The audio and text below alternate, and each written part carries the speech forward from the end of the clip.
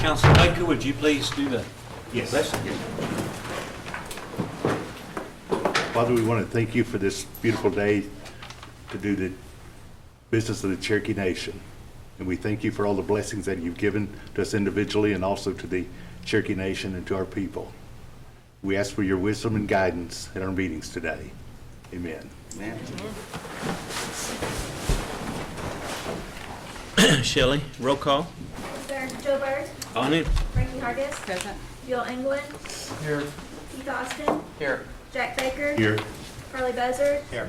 Sean Crittenden, Ani. Don Garvin, Wanda Hatfield, Rex Jordan, Here. Dick Lay, Here. Curtis Snell, Here. Janice Taylor, Here. David Thornton, Victoria Vasquez, David Walkingstick, Brian Warner. Ani. We do have a quorum. This time I'd entertain a motion to approve the minutes. Make a motion to be approved. Second. Got a motion to approve. All in favor, signify by saying aye. Aye. All opposed, the ayes have it. Thank you. Reports, Marshal Shannon Buell.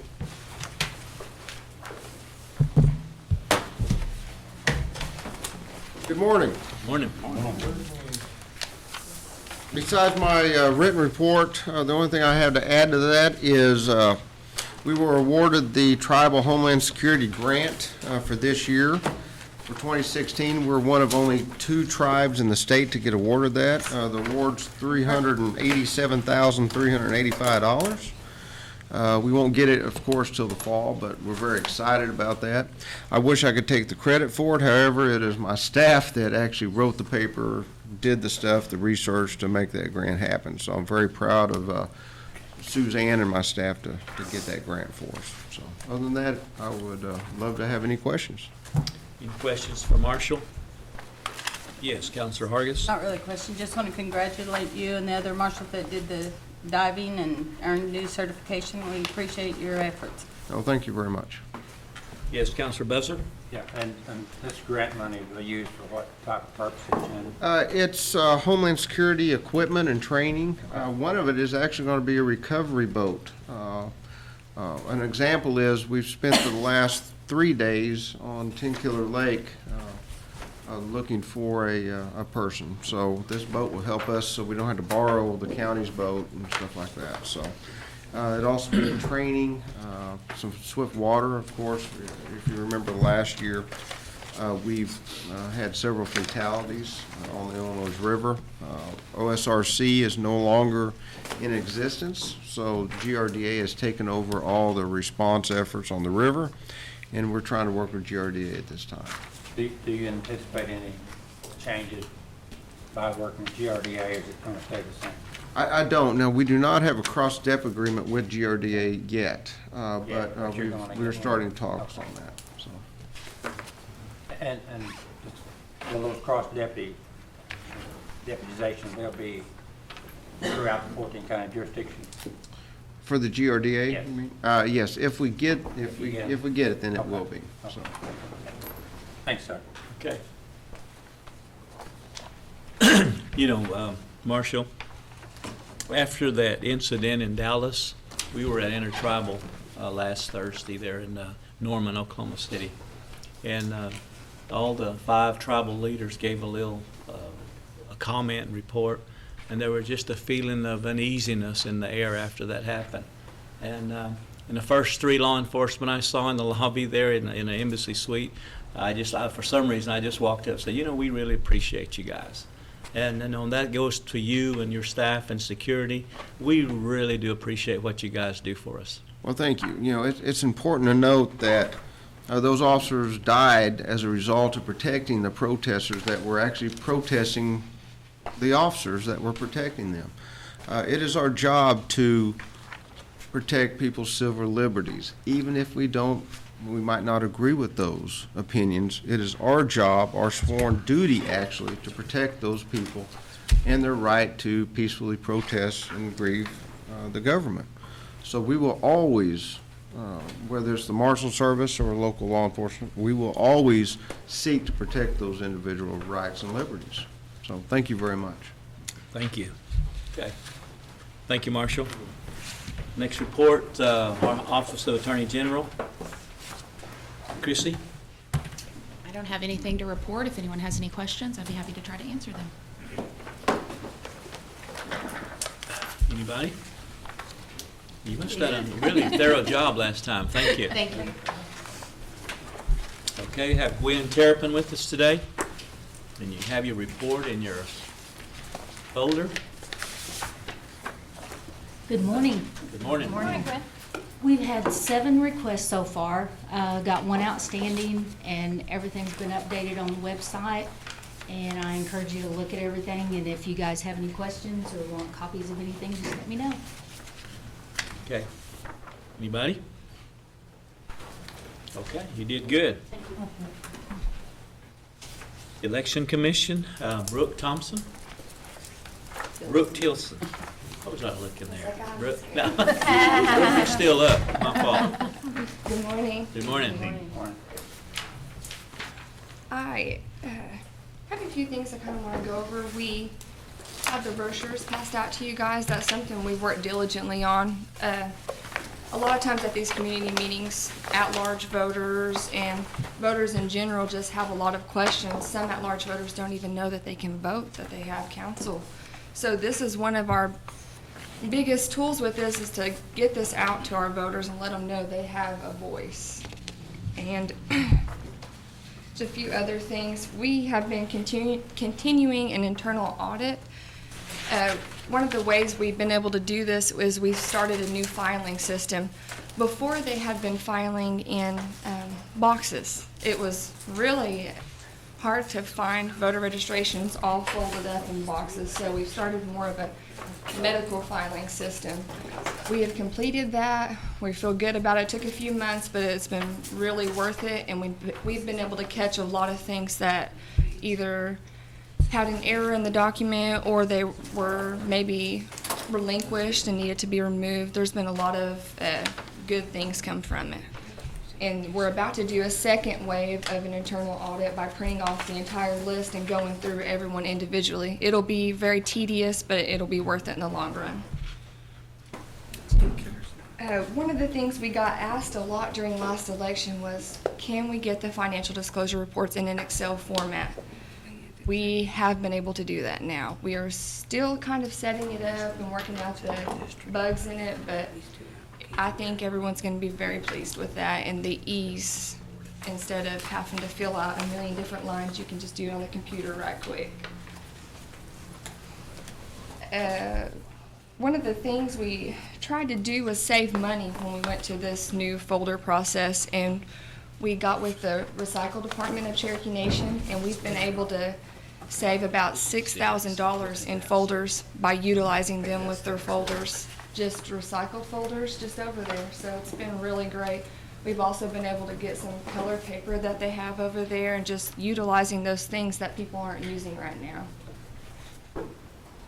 We have been continuing to attend the service meetings, and we've been also continuing our voter outreach. We went to Elder Care, Redbird Clinic, and Three Rivers last month. We've been trying to go to the clinics pretty frequently, set up in the pharmacy area. We'll continue back with the schools once they're back in as well.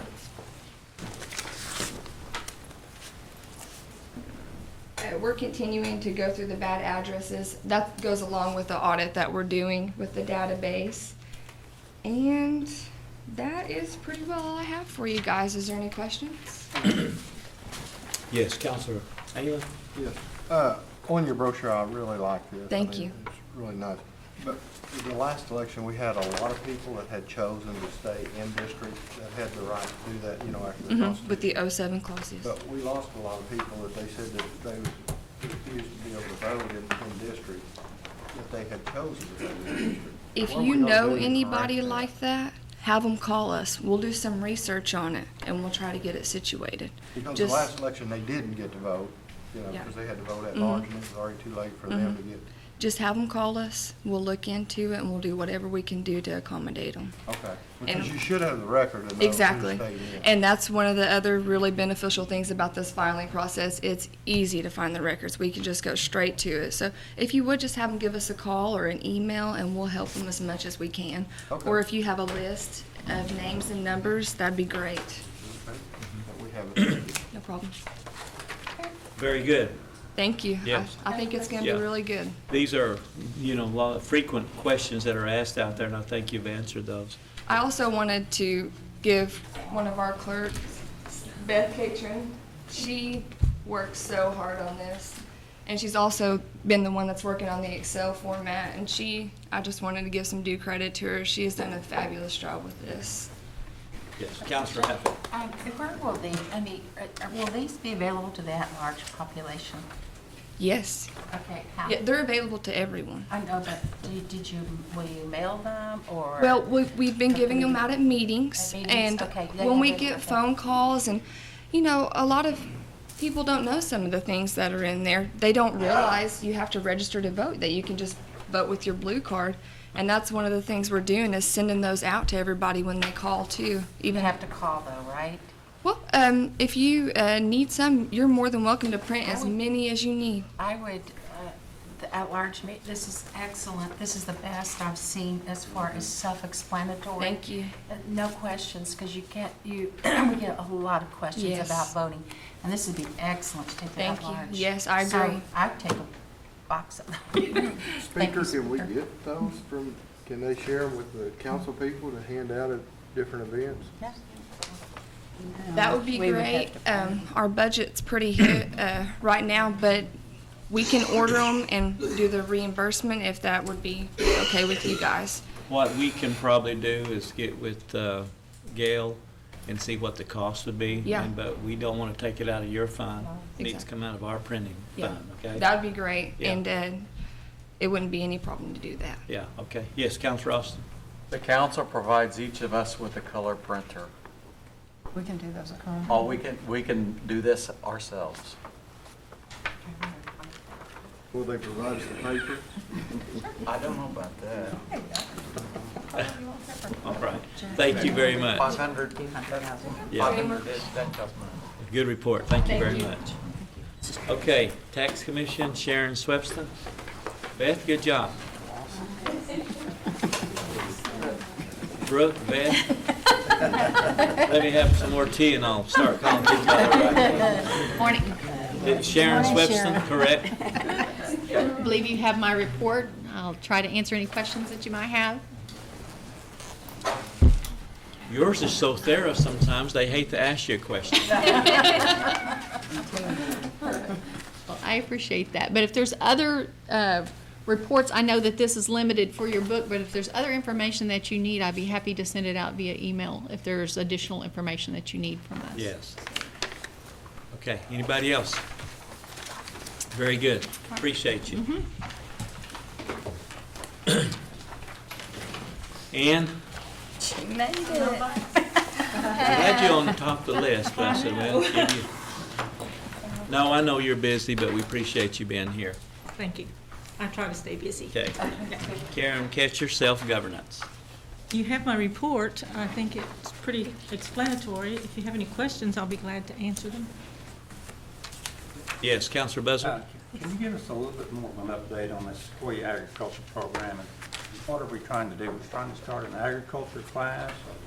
Yes, we're trying to start an agriculture program at Sequoia. All the public schools have, Yeah. but Sequoia does not.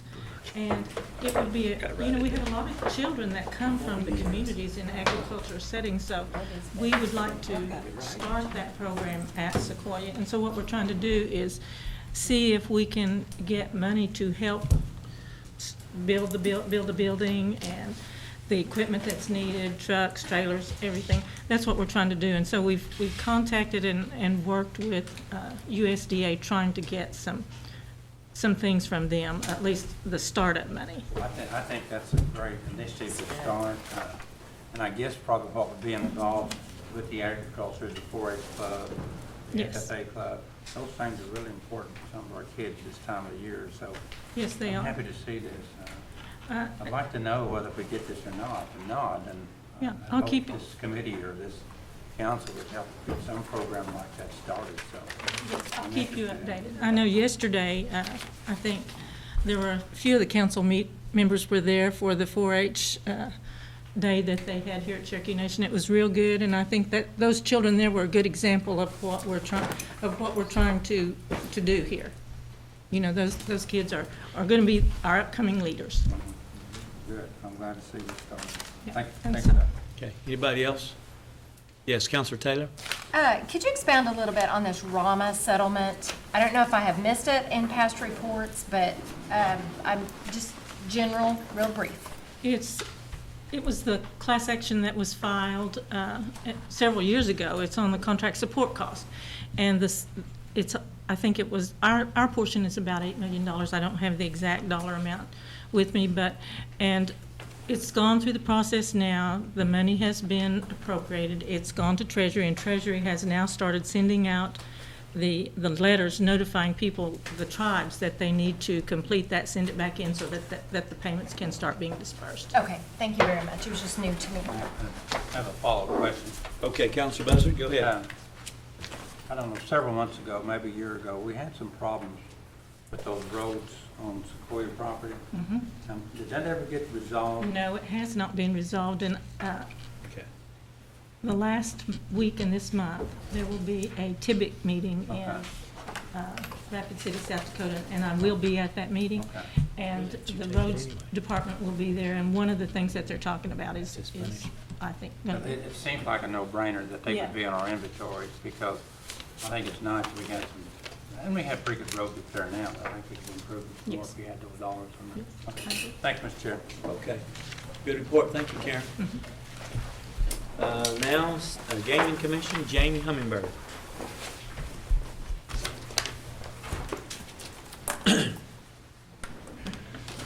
Good morning, everyone. Morning.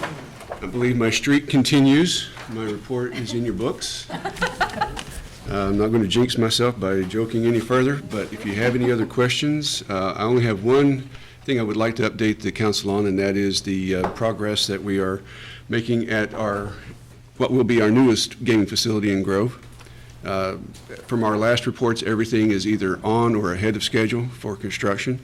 We are in the process of hiring a supervisor and a gaming agent that we have identified for that property right now, so that we can get them in a little bit sooner, get them trained up, get them as a part of the construction and opening process. So we are making very good progress both on the enterprise side as well as on the regulatory side. We've gotten the feedback from the NIGC saying we've met the 120-day notice of opening up a new facility, and we expect to meet all the requirements for the NIGC prior to opening that in hopefully December, early part of December. So with that, I'll have any questions. Counselor Buzzard? Jamie, do you have any numbers on how many Class 3 and how many Class 2 games are in it? Actually, not yet. We met with C&E Corporate Marketing, or excuse me, Corporate Gaming last Friday, and they expect to have the game mix identified either by the end of this week or maybe even next week. Right now, if it holds true to form to our other locations, we run about a 60-40, 60% Class 3, 40% Class 2, but that the actual game content is yet to be determined. We asked that question simply because we try to forecast in advance of when we can expect vendors to come onto the property. And right now, it looks like we will be able to start doing installations right at the beginning of November. We anticipate about a 2-week install time and then about a 2 to 3 week testing time, because we test every single machine that's on there. Okay, are there any more games like cards? Actually, no. Blackjack? I asked that question Friday as well, because I saw 2 different press releases. One said that there would be cards and one said that there would not.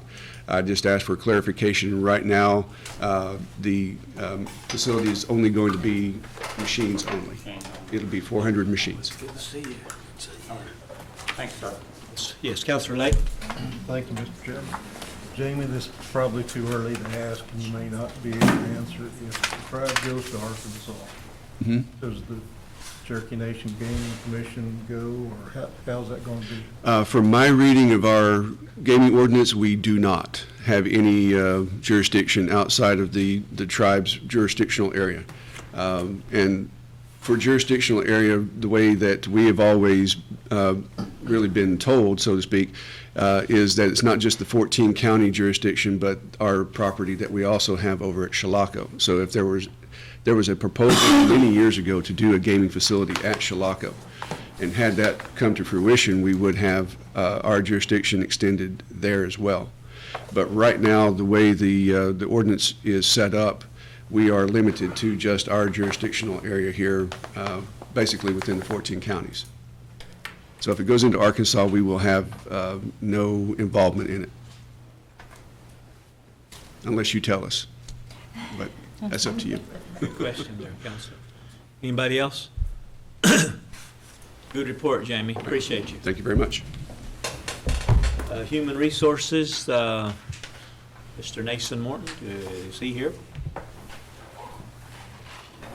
Okay, that's not like Dr. Morton, so we'll just catch him next time, move him up front then.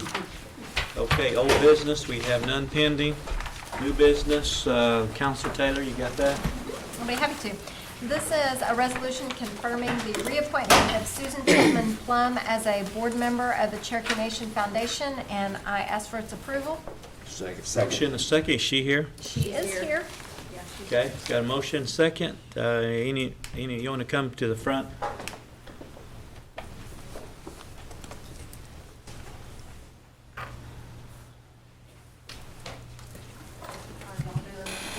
Good morning.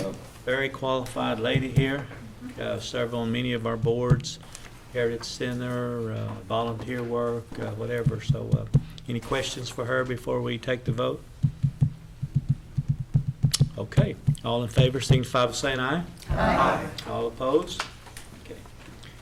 Counselor, congratulations. Thank you for the opportunity to Yes. serve. It means a lot to me and my family, so Yes. appreciate y'all. Congratulations. Okay. I would just like to Counselor. make a comment. Oh, go ahead. Susan, I just wanted to say I look forward to working with you with the Cherokee Nation Foundation. It's something very close to my heart, and of course I do have a memorial scholarship fund for my mom, and I think the foundation is doing great work, and I think you'll be a good asset. Thank you. Thank you very much. I appreciate it. Okay. Counselor Hargis, you take the next one? Yes, this is a resolution confirming the renomination of Jeff Lymore as a board member of the Cherokee Nation Sequoia High School Board of Education. I put that in form of a motion. Second. Okay, I got a motion and a second. Jeff is here. Okay. Jeff is a educator in Adair County, principal of Delonaghy High School, very well qualified. Okay, any questions for very well qualified educator? Any questions? All right, you got a motion and a second. All in favor, signify by saying aye. Aye. Mr. Lymore, you got anything to add? Well, Congratulations. I thank you for allowing me to serve the students of Sequoia and, Cherokee Nation. The only regret that I have, and it's not really a regret, is every year we have to turn away so many children, but that's just what we operate under, and that's how we have to do it. But I certainly appreciate you, and I appreciate your confidence in me in serving on the board. I want to make a comment with the Sequoia School Board is an advisory board. And I think one of the reasons it's an advisory board is I think it's contingent on the funding that we receive from the federal government. We do turn students away every year. What I would like for the board to do is give us some options on if we took those 80 to 100 students, where does that put us? And put a budget behind that, and just take a look at that. I know we move up classes, all of that, and I've heard all of those stories before, because, I've been following this for close to 40 years. So, I'm not saying we're going to do it, but give us where, if we did take those 80 students, what would we do? I mean, I'll certainly take that back to our board, and we'll get back with you on some figures. And Superintendent Qualls does one heck of a job, and all the faculty and staff at Sequoia. They do a great job of educating our kids. I know test scores have gone up since you guys have come on board. I mean, it's really come a long ways. It's really the place to be, and that's probably perhaps why we have so many children that want to get into Sequoia and want to be a part of Sequoia, because it's a huge success story. Sure. Thank you very much, Mr. Limore. Appreciate your work. Thank you. Okay, last one. Counselor Lay, you got that one? Yes, sir, thank you. This is an act to establish whistleblower protection for Cherokee Nation employees. Okay. And move for its approval. Second. Motion and second? I have one question. Discussion? Is Chrissy still here? Yes. And my question was, just a clarification, because I can't imagine what this is. It's under protected activity, and it refers to the employee, co-employee, or another employer. What would be an example of another employer? Which section are you on, sorry? Okay, I'm in section 4. It is on page 2 of what I've got here. Oh, okay, I see, it's on B, right? It's on A, B, and C. Oh, it's on all of them, okay. Let me look real quick. Not today. Did you say that again? That's right. Okay, in section 4, under protected activity, in all three of the 4 sections, it lists employer, co-employer, or another employer. And I just would like clarification on what another employer would be. I don't know. Because and this was, I believe this language was taken exactly from the old act. Employer already includes all of Cherokee Nation and all of its entities. So this is saying this is talking about protected activity. If an employee discloses or threatens to disclose policy or practice of the employer, which is Cherokee Nation and all of its, I wonder if that should be employee. I don't know if I have the original act. I know. Well, I've got it here, and it It the says same employer language. as well. Yeah, and Would that not refer to a contractor? Well, a contractor under here is already covered. It says employer shall also include agents, contractors, and subcontractors of an employer. And employer is very broad, and it has all of Cherokee Nation and all of its entities. So I don't know who that would be.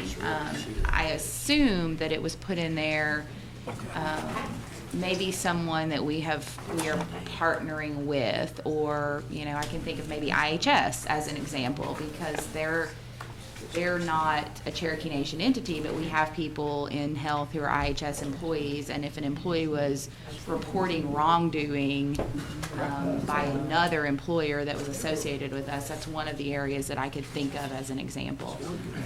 We've only had 3 of these cases come up since the act's passed, so it's been very limited in the kinds of cases that we've dealt with, but if I'm guessing, that's what I would say, and it's just broadening the protections. Basically, if an employee reports alleged illegal or dishonest activity of anyone that the Cherokee Nation is associated with, that it would fall under protected activity there. okay, and so that is my question, is that, an employee of the Cherokee Nation could not say, well, down at Walmart, they're, to me, that opens it wide open. Is there some place that kind of brings that down, that they do, in fact, have to be doing business with the Cherokee Nation in some respect? I don't know that that's explicit. It may be, we could add some very simple language in that section. An employer shall not take any retaliatory action against an employee because the employee does any of the following in relation to Cherokee Nation or any employer doing business with Cherokee Nation. That would clarify that, like you said, they don't get to claim they're protected by whistleblowing if they report something that happened at something that's not related to Cherokee Nation. Right. Are you all right there, Counselor Lay? I think I probably am, Mr. Chairman. Also, I think Chrissy has another change that she would like to talk about Okay. at some point. But yeah, I think I'm okay. Okay, Chrissy? And Mr. Angle? That's what I was gonna say, Buell, okay. The other one, we had proposed some language in the same section under protected activity. And this is very the proposals from the AG's office that is not in there.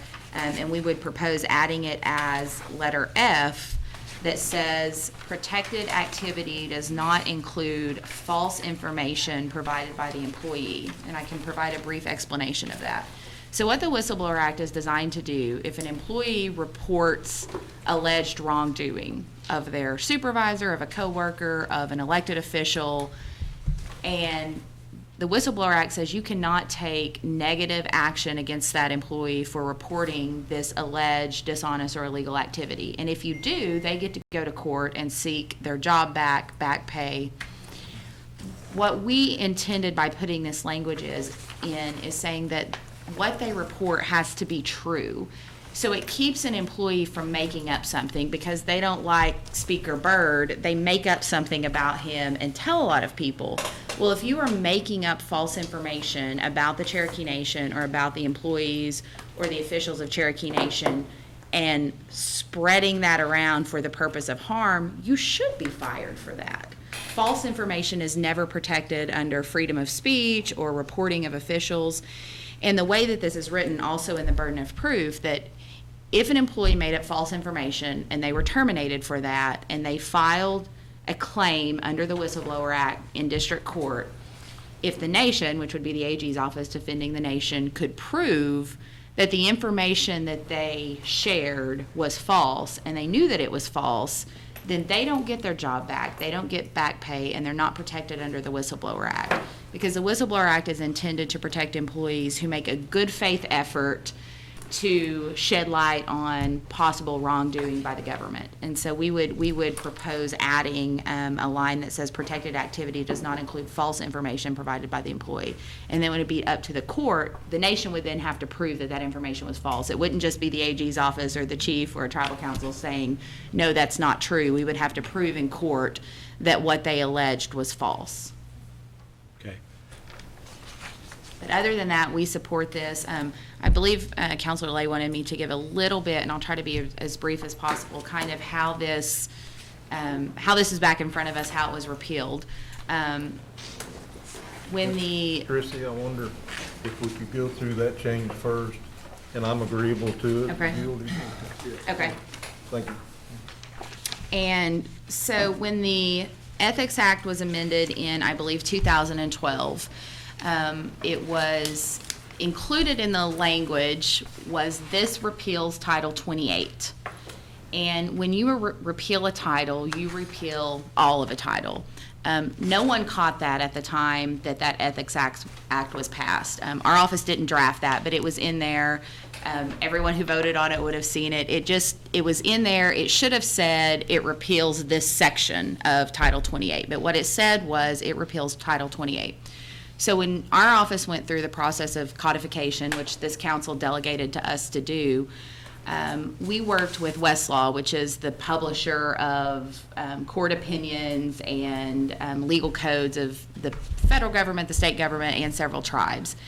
And they took every legislative act that this council had passed since our books had last been published, which I believe was in '92. So they took 20 plus years worth of legislative acts, and they were tasked with the process of, with each legislative act, going back and seeing what part of the code it changed, what part of the code it replaced. And for each title, they would send us, our office, pages of this is where this new language goes. So this wasn't that anyone was hiding the fact that this had been repealed or trying not to share with council. I mean, if we had come every time with every title to council for individual proof based on your 20 years of legislation, we would still be doing codification. I mean, that process was intense. We had, each attorney in our office was dedicated multiple titles that they looked at and worked back and forth with Westlaw. Once we got the entire code, which went from 2 books to 5 books, finished with all of those replacements and all of those updates, we came to tribal council to bless that newest version of the code. And because the language when the new Ethics Act was passed in 2012 said this repeals Title 28, it took out the whistleblower language. Whether or not that was done intentionally, I don't know. I don't think it was, because everyone's saying we didn't know this was out. We didn't know it was out until the process of codification. We then had a lawsuit under the Whistleblower Act, and as defenders of the Cherokee Nation, which is what we do, we made the argument that that act had been repealed when the Ethics Act was updated. The court agreed with us because they dismissed that claim. And so we're here today because what we hear from some the council people who are sponsoring and others is that although that act was repealed, that wasn't our intent, and we want to put this back in the law and make sure that our employees are protected if they report wrongdoing. And we're in support of the Whistleblower Act with the two minor changes that we've talked about today. But I just wanted to share a little bit because I think there might have been a little bit of frustration or anger when it came out that it had been repealed, and I don't think it was necessarily intentional on the council's part, but it also wasn't intentional on the AG's office we weren't hiding this or not letting the council know. It was one of those things. I mean, we had hundreds of these, and there are going to be times where someone may look for a law that's not going to be in the orange books because through this process. But what we have now is the orange books from their date of publication, and every subsequent act passed by council is the positive law of the Cherokee Nation. So if anyone is curious about whether or not something is still law because it may have been repealed or it may have been replaced from something else, what we rely on now are the orange books and everything since then. So this will put back into the Cherokee Nation law the Whistleblower Act to protect employees. I'm pretty sure it was inadvertently passed through this committee. And the problem with that is, words in legislation mean something. If you say you repeal Title 28, then you repeal Title 28, whether or not you meant to affect older parts of that weren't in front of you at the time in the Ethics Act. But it's something going forward that I think this council, as well as our office, knows to pay attention to, that if we put in a legislative act, we're repealing something, we better make sure we're looking at what that is that we're repealing and not accidentally repealing something that wasn't intended to. Yeah. For the sake of our minutes, Shelley, are you bored with the changes that made? Are we okay? You put it down? I'll Okay. go back with her on this one, back at the very first of Section 4, the language that I propose is an employee shall not take any retaliatory action against an employee because the employer does any of the following in respect to Cherokee Nation or entities doing business with Cherokee Nation. Okay.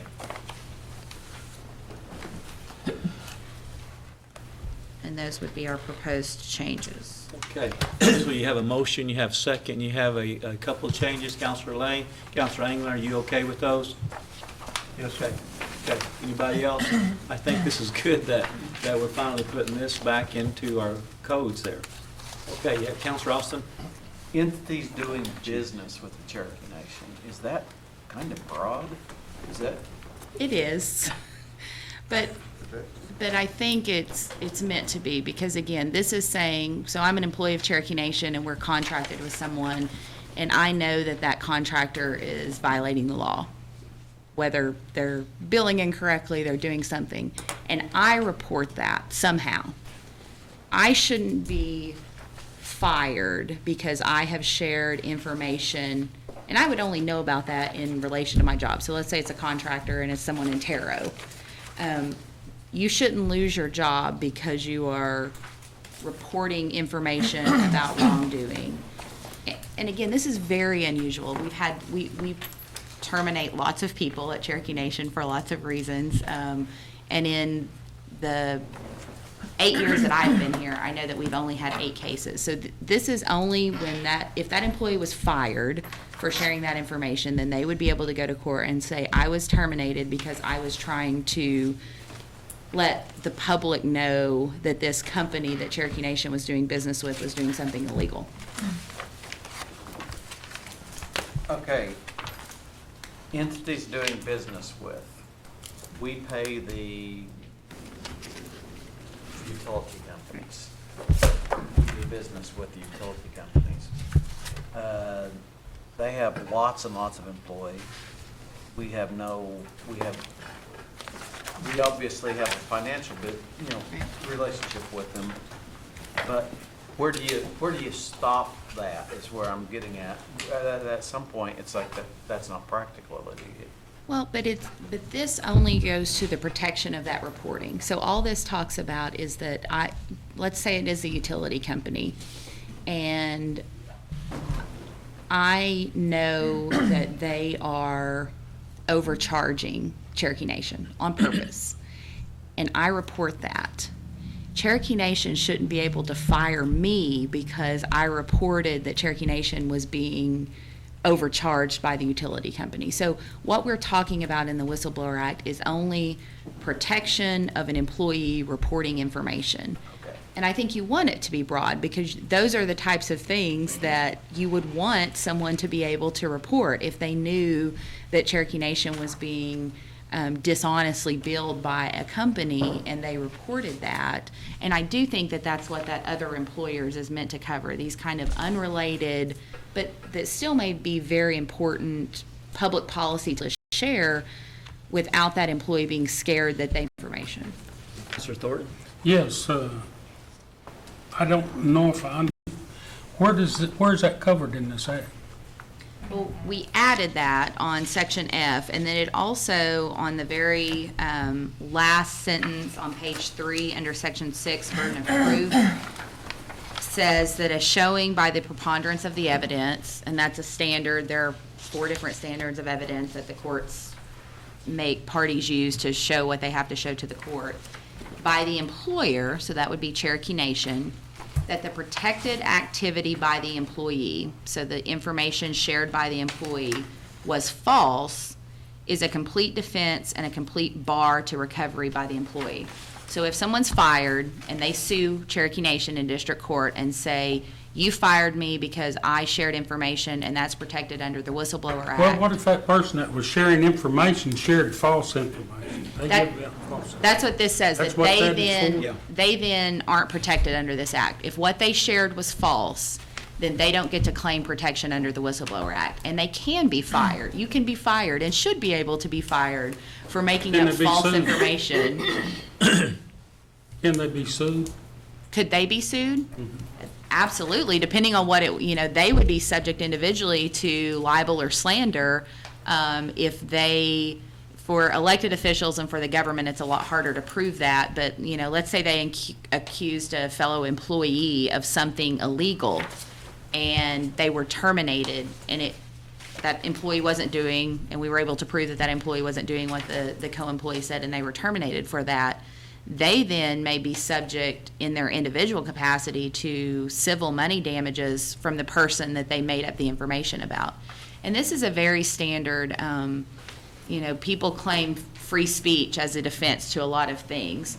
Free speech doesn't cover false information. Under the United States Constitution, if you are claiming that you are protected by the First Amendment in sharing information, the information that you share has to be true.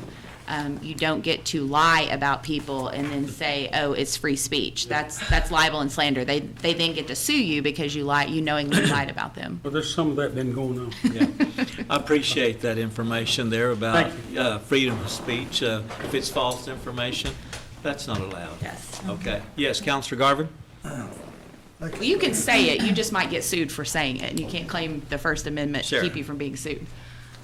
I was on the council at the time we voted on that, and I'm surprised we didn't catch it ourselves, smart as we all are. I am too. Yeah. I wasn't going to admit that. I'd like to be added as a sponsor on this Sure. legislation. Yeah, I think you'll be, if Counselor Baker will move, we'll do it by acclamation. Yes.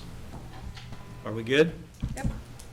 I just had one question since we have recent expertise, like coming from school settings. Sometimes Cherokee Nation may pay an employee to work at a school. Would that be considered a co-employer if the employee has a problem with the, say, superintendent, and the Cherokee Nation employee brings that to light? Could that be maybe touching on what that co-employer, Yeah, and they would be protected here, but let's say it was a true, say part of their money came from the school and part of their money came from the Cherokee Nation. I don't know if we have any employees like that. We probably do through grants and other things. They would only be protected under this law from termination from Cherokee Nation. That school, if the state didn't have a whistleblower act or if that school didn't have whistleblower protections, they may be subject to discipline from some outside employer, but this would protect them from losing their job for Right, Cherokee with Nation for Cherokee sharing that Nation, information. even if the Right. school Victoria. didn't want them there Right, anymore. we can't keep someone else from taking adverse action, but they would be protected from any Cherokee Nation entity, commission, anything that basically you all cover, you know, the people that come and give you reports. All of those groups are covered under this act. I'm glad to be a part of it. Thank you. Yes, okay. Very good. Okay, I'm not going to run into the other guy's committee, so we have our questions. We got our motion. Counselor Baker? By acclamation. By acclamation. All in favor signify by saying aye. Aye. All opposed? Good job, Chrissy. Okay, that takes care of the Rules Committee meeting.